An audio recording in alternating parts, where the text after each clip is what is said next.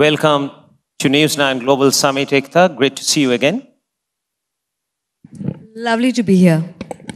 I start off with this. 1981, there's a movie which was released, Kalia. 5 gentlemen wrote the script. Indira Rajanand, Tinu Anand, Santosh Shah, Shah Jahan, and Tahir. It's a great movie. I loved it those days. But one of the dialogues in that movie, said by Mr. Bachchan, it goes like this again, with apology, with my bong accent. हम जहाँ खड़े होते हैं, line वहीं से शुरू होती है. Now, I wanted to be inspired by this line all through my life. In fact, in one of my communications to my team, I've said that this is how we set the trend. But if I have to think of one person who has lived this line all through her life, which would be Ekta Kapoor. And you can see... Sorry to interrupt you, sir, but that line is only for one person, and that is Shri Amitabh Bachchan. Yeah, on big screen, yes, but beyond big screen in life, we have many other things, especially being a professional, being a woman professional. I think you've set all the trends. So Thank you so much. Heart touched. Therefore, you can safely say that मैं जहाँ खड़ी होती हूँ, line वहीं से शुरू होता है. Well, you have been a non-conformist all through your life. I mean, that's what I'm saying. If I start listing down what all you have done in your life, it'll take me the whole evening. You've always led the change. At 15, you started working, right? At 19, you turned an entrepreneur. And innumerable milestones, achievements. You've been the Emmys Directorate Award, and who all the names come along with your name. Spielberg, there's Oprah. There's nothing left, possibly. I don't know what to say. Okay, I'll tell you. Now I come to the questions. How do you take your guard? When you set out to do something like that at that tender age when you started as an entrepreneur, how do you look ahead? I often believe that you need to visualize the success. But what would be in your case? How do you start? Do you recall? So I think it's all, I learned through the way, but if you ask me instinctively how I started or how I start a project, it all comes from the gut. You see, I actually believe in your inner voice that tells you this is the way forward. It could be something you just feel and you can't sleep without expressing it. But in years, as years have passed by, I have realized that you need to back it with some calculated risks. Because as we get older, we get more cynical. And we don't have that euphoric way to begin without taking into consideration all the other responsibilities that come. So what I would do when I had started would be just rely on gut. Today I take my gut, my experience, and back it with a certain amount of calculated risk-taking. Right. So at 19, turning an entrepreneur at 19 and trying to do something completely new. It wasn't a very organized business those days. Who was the guiding force behind you, or you were driving it yourself? So I think my dad started a company called Dolphin Telefilms, and he had a partner, and my dad told me, you should make content, you love television, and I'm going to give you 2 options. Either you start working or you get married. And I definitely didn't want to get married, so I started to work. I said, because sitting at home and doing nothing, I'm not going to pay your bills. You need to pay your own bills, which was shocking because my dad loves me. But it was his way of saying that I need you to work. And he started this company, and his partner turned around and told him, are you trying to set up your daughter? Because clearly you look like you want to give her a job. That's why you're starting this company. And that hit me hard. I was like, I told my dad, I said, you know, why are you doing this? You think I can do it? He said, see, I want to, I have to, invest in you. Either I put money behind you, either put belief behind you, or either put something behind you. And now currently my partner doesn't want to put money, so my belief is there. And there is very little money. Can you do this? I was like, but this is, and we were not in a situation wherein we had money to splurge. He was going through his fag end of his career. And I realized that my father believed in me, and there's no bigger motivation than belief. And he told me, as long as you've tried, I'm okay if you fail. And I started making a show called Hum Panch. And I went to Siddhivinayak and kept that pilot in ZTV's office. And I said, I've put my best foot forward. The rest I leave to God. And I came back home. And in exactly 1 hour, I got a call. And that changed my life. And life took a huge turn. So basically what you're saying, that you needed an inspiration, which is your dad. He believed in you. You decided that you would live up to his belief and confidence in you. So, you know, it was so simple because the person who had put money in his company had decided to do 5 ideas and none of them worked. And I decided at the end that, Dad, your money is also stuck. Let us do one idea we believe in, and that turned it all around. So a few ones before that didn't do that well, right? First 6 or 7 pilots that you had made, there was no takers. So I guess that's journey, you know, like Sir was speaking about. You give one hit film and then suddenly for 3 years you're home. And I had those many years where people were like, okay, this is because of your dad. You had to constantly reproving yourself till people took you seriously. Yeah, you can say this amongst very few people. At the age of 25, listed your company. You know, a lot of us who passed out from premier institutes in our country, at 25, we're still figuring out which job shall we join. And you not only had set up a company, you went ahead and listed it. So actually, at 19, when my first show that went on air became India's #1 show, I was like, I thought I had taken off. And then I sat at home for 3 years because nobody gave me a chance again to do drama. And then I went and made a South Indian show that worked very well. When I actually shared the ratings with Sameer Nair, he said, who is writing this show? It's a non-primetime show that is getting primetime ratings. I said, we are at Balaji in Bombay. We're writing a South Indian show because no one in Bombay thinks we can do drama. Wow. That's a revelation. Yes. And that's when we got Kyonki Saas Bhi Kabhi Bahu Thi. Right. Brilliant story. And, while if I start talking about your success milestones, as I said, that we'll take the whole evening, let's branch out to a few other aspects of your life where you have really set trends. Controversies had never left you, right?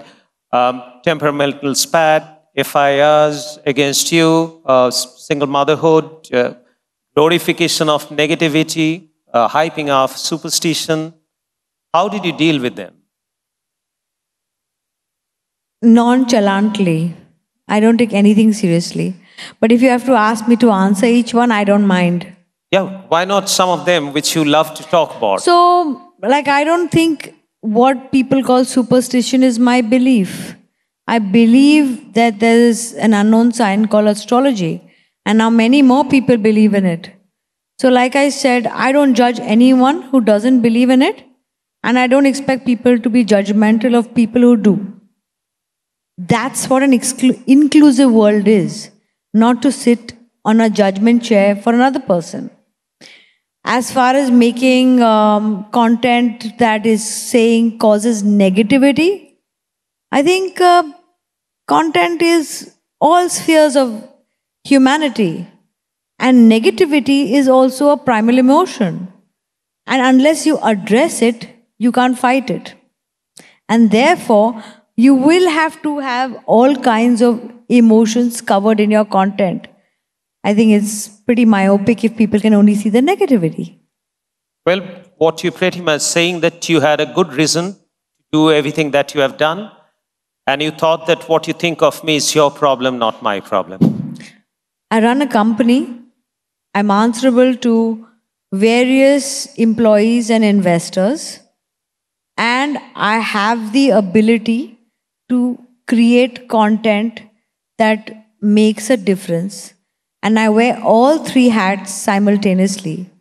Someone somewhere may not agree with me, but I do my job with what I believe is with full conviction and full effort. And that's all I can do. Great learning for all of us, Ekta, in this. So let's move to adversities from there. That's another aspect of your life, had always been. But what you've done, you've actually truly lived up to that saying that life would always knock you down. How successful you are depends on how many times you get up and start running again. So you started the company at 19. After the first initial upswing, you had a lull for some time. Then you had a 21 hump punch. Then you started rising again. 2008, again, you had a downfall. So you stood up and fought every time. So where did the spirit come from, that indomitable spirit? I think inspiration comes from I do nothing else to do. I mean, I don't know how to live my life.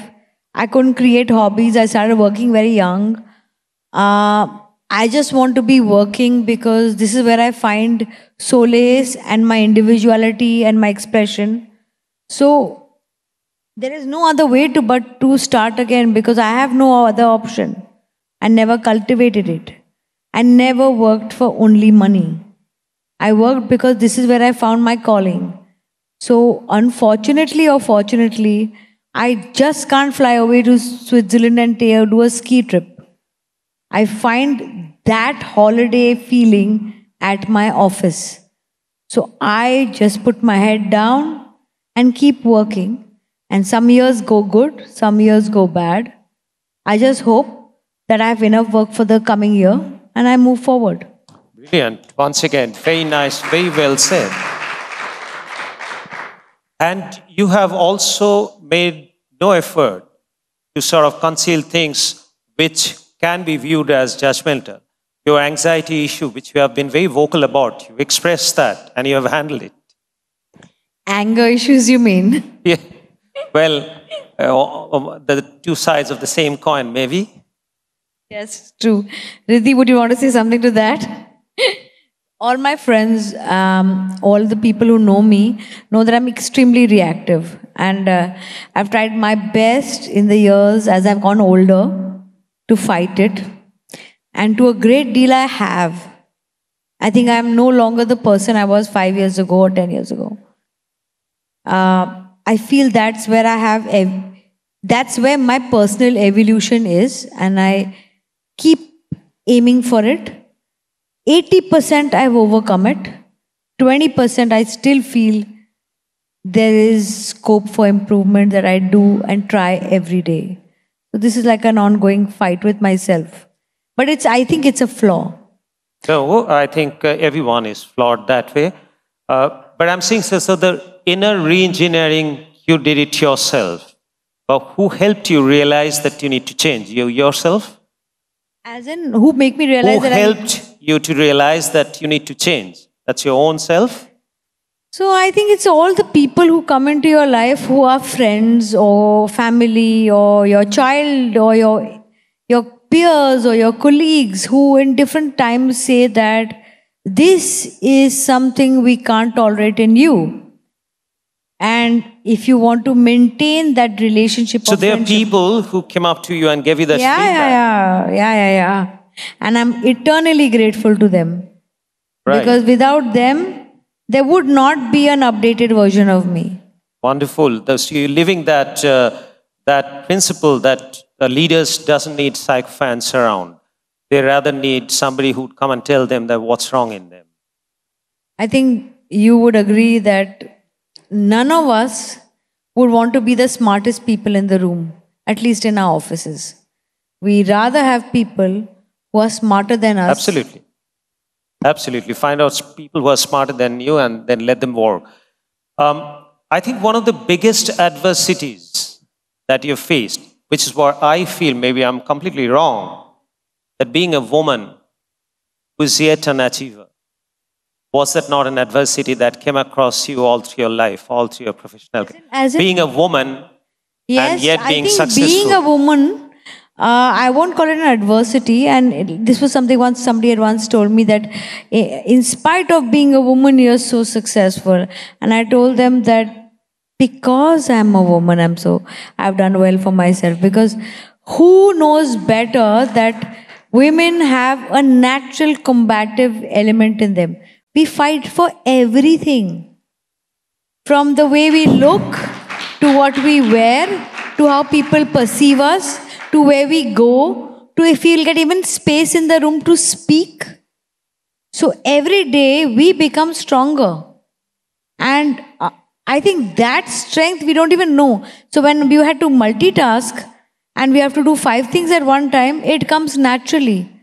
My mom, I'd like to say this because it's something very few people know, is probably the best person in production in India. Like her, there are only 2 other production heads who match up. One is Vikramaditya Motwani's mother, who is probably one of the best in production. And one is, I think, Mohit Suri's aunt. I don't remember their names, but I know the 3 of them. Because these women know production better than any male production head. And why is that? Because my mom and I asked her, I said, why did you know production so well when you didn't even get training in production? She said, every day I made the budget of my house. And when you learn to make a budget, you know where you can negotiate, where you can cut. This instinct she had developed. Therefore, I think women in making budgets or setting up production budgets, she got it naturally. So like these are combative elements in women. That's why I always say, I think most of my success is because I'm a woman. Well, very well said. While I agree with you, I have a slightly different take here, maybe a perspective. I definitely know that women have to really fight hard. That's because I believe that collectively they were not given their fair share. And my take on this is that, we started with the Stone Age, where men used to go out and hunt and earn livelihood for the family. Women looked after the family. But those era was of brutal force. We had to go out and hunt. But the world has moved, and I've said that in many of my shows, and I keep saying that the world has moved from a physical strength-driven ruling to a mental strength-driven ruling. And there I feel that women definitely score higher than men, because the emotional quotient of women, whether they do maths or they do creative calls, naturally should be higher. And therefore men definitely want to have a higher upper hand, and therefore they make sure that the women don't get their fair share. So that I believe, and that's what I hold you with such huge respect, that what you've done in a male-dominated industry is something that will inspire not only women, that should inspire all the men as well. So that's my take on this. Now I come to another part, Ekta the enigma. The Enigma. Well, what I mean by my own definition of enigma here in this context is that you swung both extreme, right? On one end, you're a fantastic creative person, you're the creative goddess. On the other extreme, you're a sharp strategist. So they are 2 completely opposite polarity. I would seldom find another person who would be equally adept and equally competent in both these aspects. So which one is Ekta? Is she the creative goddess or she's the sharp strategist? Which is your real self? I honestly think I'm both. Once a friend of mine told me, I think above everything else, I'm very self-aware. I think that is my strength. It also sometimes puts me back, but that's where I think, so I don't believe creativity without the economics makes sense unless you work it out in a way. Because I was just telling a friend of mine yesterday that I think creativity for me means that it should set up a commerce, it should set up a gateway for a lot of other creators to create better content. It cannot be limiting, and it becomes limiting if there's no commerce and no commercial viability attached to it. And this is my belief. At the same time, if I believe in a piece of content and I believe that this will not work, I don't not make it. I make it with padding it with content which I believe will carry this maybe gem of a piece of, it may not be entertaining, it may be something I really want to say, but I will pad it with very, very commercial content. And that's what I did. So I remember there was this year when I made Udta Punjab. People asked me, how did you finance Udta Punjab when a whole industry was not willing to pick up the film? I said, I never financed Udta Punjab. Ye Hai Mohabbatein did. I said, when Ye Hai Mohabbatein did well, channels were willing to buy content from me. And I said, okay, this is my chance to back an Udta Punjab. Excellent. You know why it is unique? Once again, I think a creator, I believe that when somebody writes a song, somebody draws a picture, the creative art, it's not really doing, it's an expression of feelings. So for instance, if I ask a fantastic a poet to write a poetry which will be sellable, his creativity won't flow. So therefore, usually what's done is that somebody else has to be there who would make commerce out of creativity. The kind of role that I play in profession. But that's where you are unique. Like you have contributed the hum punch and in those days hum punch, right? Some 25, 30 years back. 30 years. 30 years back. So you had that creative zeal in you. You had that creative pulse. You know what works, what doesn't work.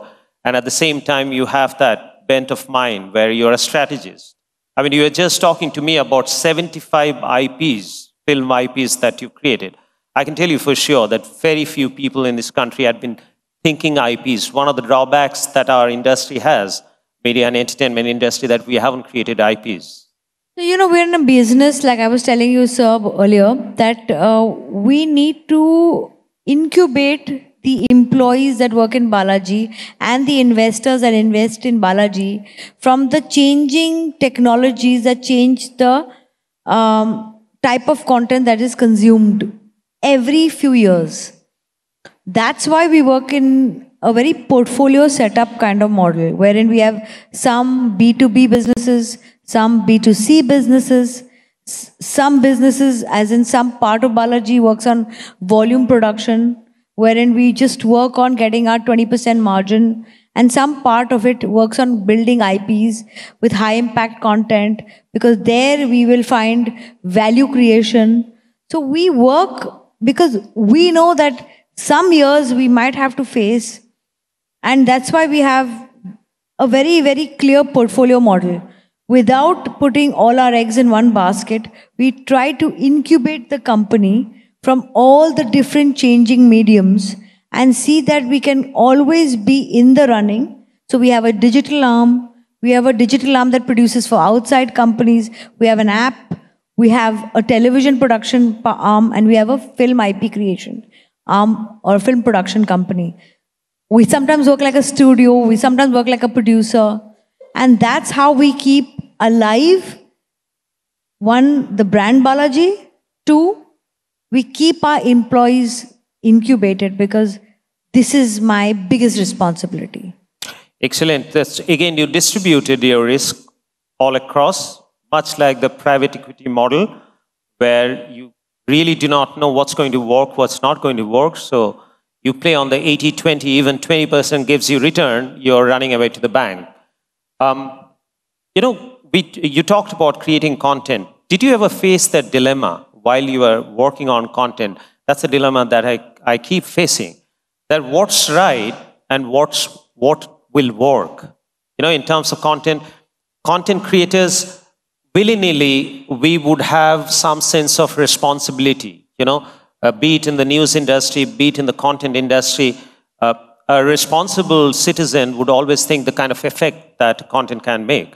So did you ever face that dilemma? Of course, it's something that with us, it stays with you all the time. So, do I make content that is not something my conscience allows? No, I don't. Balaji has made family content, it's been called regressive. Alt has made sexual content that has been called overtly damaging to the society. But when very few people know this, that when I was running Alt, and I was running it for a very short time till we had 500 cases on me, we saw to it that we had 8 to 10 women who had the content. And I had put these young girls on the job. I said, you know what? Legal will check the legal part. You check the ethical part. And I still remember there was something that Netflix had put up, a beautiful show. And we decided to do something similar and we got panned for it. And these girls were like, you know, I think there's a problem here because we're creating it. We're Indian, we're women, we're not supposed to create content that's sexual.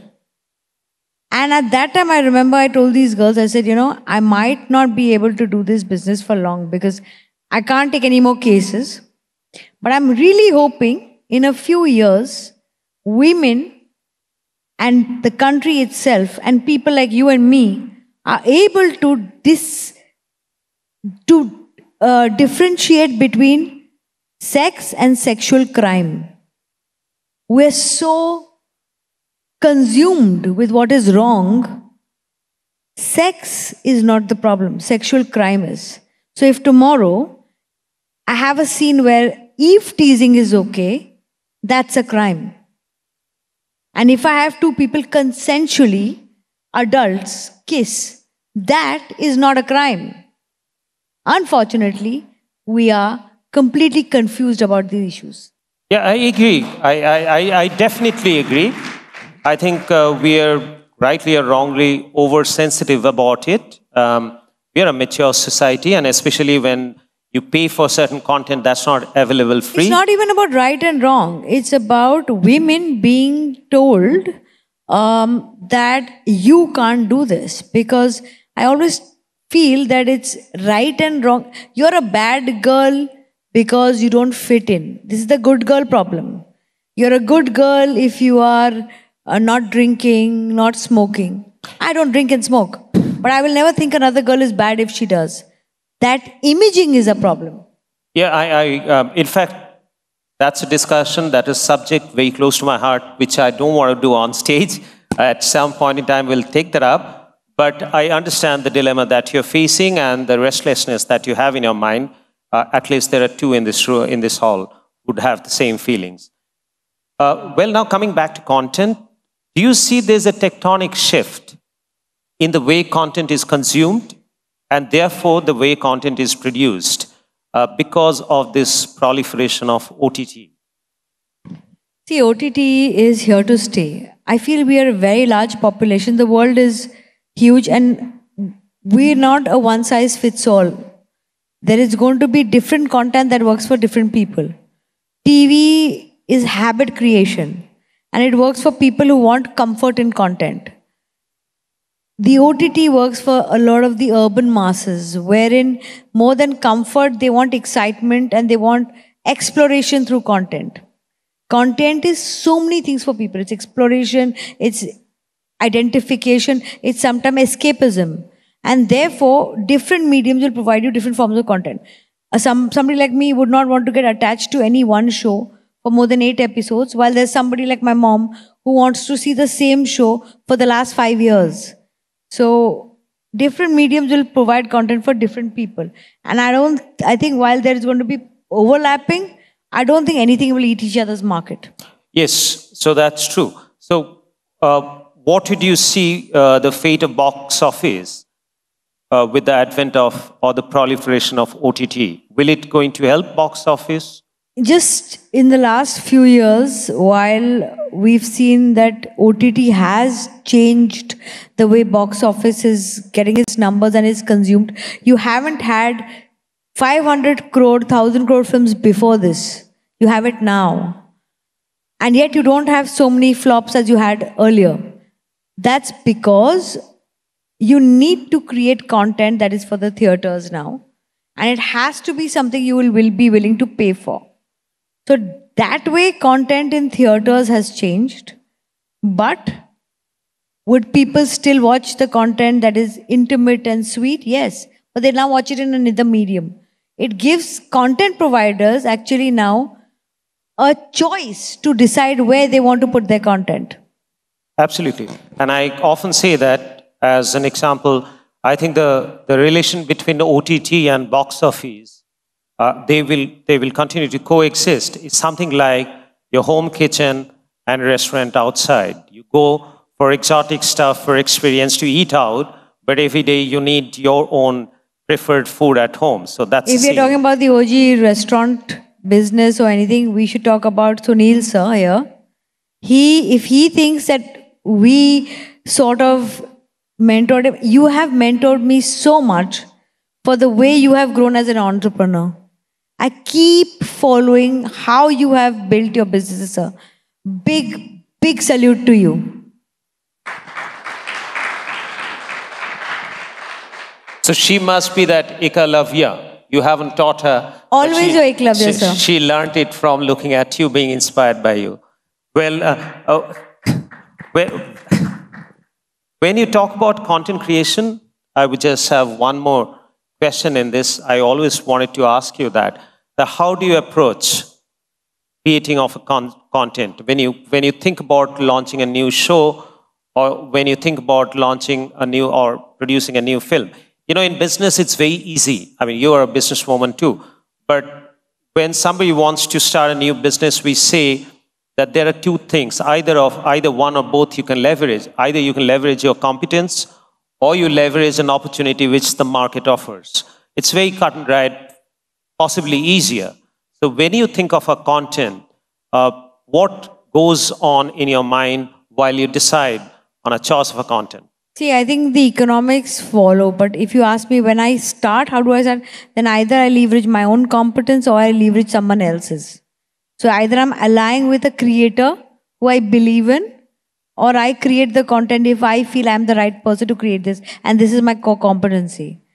Business will follow. You cannot start knowing the business because that is no, that I said in the business context. So I wanted to ask, like, for instance, you have a theme in your mind and you want to build a content or you create a content on that?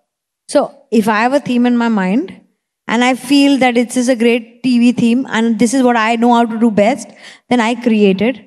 But if I feel this is a great theme, but I don't think I'm the right person to make it, then I wear the hat of a studio. Like I thought when I was trying to do this collab with Guneet, I told her, I said, I want to make something like this. And then Puglet was her idea. But I collaborated with her on that because I was like, I won't be able to make a Puglet. But you will. So I'll collaborate with you. And that's how we began the journey. So like I said, it has to be, if it's my core competency and that idea, I think I can make it, then I will. Or I will go to somebody. Like I have partnered with great creators too. Right. So it's a concept which drives you first, that you incubate a concept, whether yourself or outside. Now, you spoke about OTT, Alt Balaji. Alt is possibly one of the very few Indian OTT platforms which are doing well, and you just shared with me that you've turned profitable also. So how did that happen? How did the journey happen?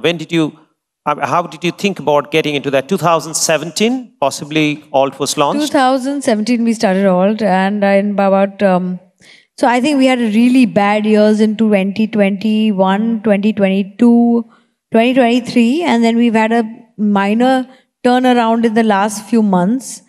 I think it's a lot of like understanding of how much you're earning vis-a-vis how much you're spending and working towards seeing that you're buoyant and you stay above ground, because we lost a lot of money and unfortunately it took us a lot of setbacks to realize how to turn it around, and now hopefully it's getting out of the red into the green, so fingers crossed.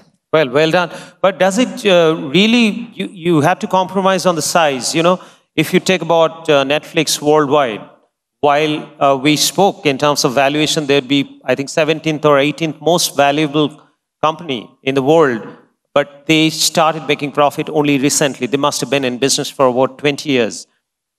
So they had the depth in their pocket. So they kept on investing. Because our group also has that Telugu app, OTT app called AHA. So obviously, for an Indian entrepreneur, we get a little jittery when you continue to make loss and your other businesses funding that losses. And therefore, we try to, in the quest for a quick break-even, so we compromise and we start cutting corners. So the size of the business diminishes. Did it happen to you?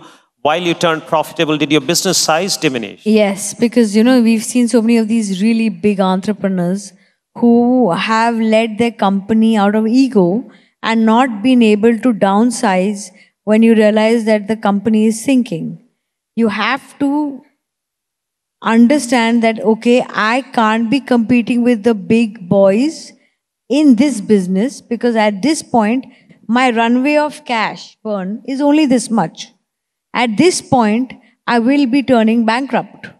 And I need to see that that doesn't happen because I'm also taking in the investors' money and playing with it. If I don't understand that this is the point where I have to now downsize, this is the point where I have to now realign my expectations of the business with the spends and then try to earn profits and then put those profits back and then make the company grow. And so this happens in every entrepreneur's life, and it must be because while we are operating on a global level, we still were promoters who were a mid-cap company, running a mid-cap company, and we did not have the financial leeway to build a value-based company in a company with the profitability of the television business. And we had to see that this business survives on its own. So there was a little bit of humbling and a little bit of eating a humble pie. And then it was putting your socks up, pulling your socks up and going out there, doing the heavy lifting and turning the company around. And saying, okay, this is our pool. We play here and we play with the same money that we earn and we go green. Right, with tough decision, but I feel watching it from outside as an industry watcher, I think collectively the OTT industry could have done better in terms of their pricing. I think at that price you're giving away, and therefore you're killing each other. While if the whole industry wakes up and takes a relook at the pricing, I'm sure that things will get much better. One pricing and then you have this B2B subscription offers. So if people are losing trust in a subscription-driven model. I agree with you, but till that happens, we would have to survive, and I hope good sense prevails. Right, last but not the least, Ekta, what's next? What's keeping you running still? What are you trying to arrive at? What's your next target? What's your next big I think it's goal? going to be movies, building IPs, and bringing back one of my OG shows, which I'm not officially allowed to speak about. Okay. But let's hope for that. Right, so there's a lot up your sleeves yet. Well, Ekta, I think you created the original K drama in India. And now the world has another K phenomenon, which is a Korean drama. And India, we're still hoping that we would create another set of K phenomenon in the world arena. And if one person in the industry was capable to fulfill that dream, to my mind, it will be Ekta. Thank you very much. Thank you so much.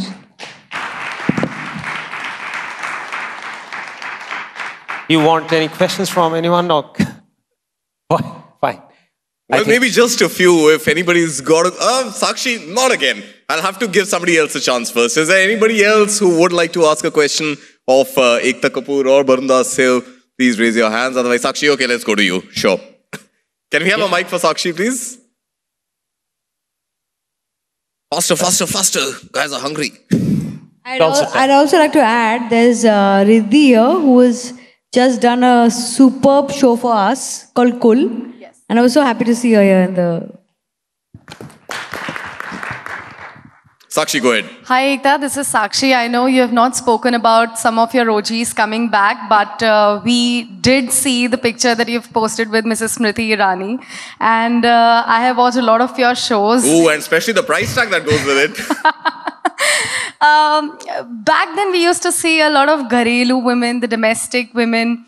Nowadays, we look at you venturing out to the OTT platform. We are looking at more of the modern and bold women. So the concept in your shows has slightly changed. So are we going to look at, Tulsi Virani, but the modern version? And is Mihir going to live a little longer? I just want to just say that it's the modernity of a woman is not about how she wears her clothes. So Tulsi is going to be extremely modern, but she's still going to wear a sari, because that's her favorite form of clothing. And I think she's as conservative, as modern as any of us are. She is a all-involving woman, and I don't know if ever I brought Kyonki back, I would definitely make Tulsi talk about the most essential thing about women today, and that is parenting in times where you multitasking like this. So I'm not saying that we'll ever get the show back, but if it ever did, Tulsi will change the way she looks at parenting. All right. Thank you so much for answering that question. Okay, we also have a question. Has a question. We also have a question. Thanks, Sakshi. सबसे पहले मैं बधाई देना चाहता हूँ. You are like a book. किसी को पहले आपके ऊपर एक किताब लिखनी चाहिए, because it's full of inspiration. 18-19 साल की उम्र में जहाँ बच्चे ये सोचते हैं कि ज़िंदगी में करना क्या है, वहाँ आपने रास्ते तय कर दिए. तो बहुत बड़ी चीज़ है और समय के साथ इवॉल्व होते चले गए, हम लोगों ने देखा है. मेरा सवाल ये है कि ऐसा क्यों होता है कि जब हम कोई कहानियाँ लेके जाते हैं अपनी कंट्री में, आईपीज पूरी चली जाती है. It's very difficult to hold the IPs. Like, I'm trying to do something with my show, जिसे मैंने बनाया, हर तरीके से आगे लेके जाना चाहता हूँ. But stage 1, step 1, you have to sign on a paper, जहाँ 100% IP आपके पास, वहाँ 0.01% भी मेरा नहीं होता. क्या करूँ, कैसे करूँ, कैसे मैं आपको ये तो एक बहुत बड़ी प्रॉब्लम है. मैंने खुद अपने आईपीज अपने यूथ में छोड़ दिए, बिकॉज उस वक्त मेरे पास कंपनी बनाने के लिए पैसे चाहिए थे, और वो उस वक्त पे we needed the cash to run the business and make more shows.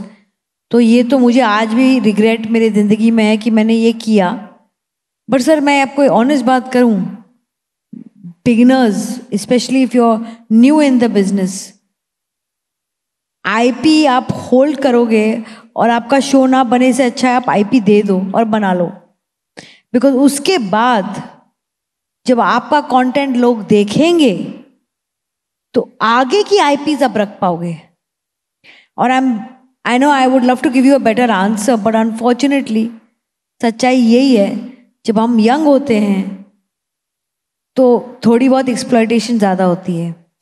So she's basically saying, if you have a lot of money, hold back the IP. If you don't have, let IP make some money to start with, and then you hold back your IP. So I took my money from TV to build my IPs in films. In films, yeah. And that time I did give up a lot of gold IPs of mine, but then it helped me build these IPs in films. Udta Punjab was brilliant example. हाँ जी. Udta Punjab was amazing example. Thank you, sir. Thank you so much. Ekta, I have one question for you, if you'll indulge me, and I really want to understand how disruptive is artificial intelligence and how much of that are you using in the new productions that you're undertaking? There's my friend here called Chetan. He's now running Chetan. our AI department. We're now going to create AI stories. AI is going to make creators grow exponentially. Grow exponentially or yes. Go exponentially? Grow. Okay, that's good to hear. I think it's like as long saying as that having all the information on Google took away your brains. They didn't. It's going to be a calculator. It'll never be able to survive without the human mind, because empathy, sympathy, It's going to be trying to understand. You cannot be able to create that. But it will give you wings to fly as far as visualization goes. All right. Well, with that, I think let's call it a round of applause, at least to begin with for now. And thank you so much, Ekta. Thank you, Mr. Barun Das. May I please request Mr. Sunil Shetty to join us on stage for a photo op first. And thereafter, of course, we'll also have the felicitation. Let's do a quick photo op first with the two who have been on this duologue on stage. And after that, I would also like to request the ambassador. We'll just request the ambassador also. Let's have a quick photo op, and of course, we'll now have the ambassador also join us on stage. And let's felicitate Ekta Kapoor, ma'am, if we can take the gift hamper. May I also request Mr. Anand Roongta, Managing Director of Famous Studios, to join us on stage for this momentous occasion. Thank you so much, Anand. It's a pleasure having you here with us this evening. A round of applause, please.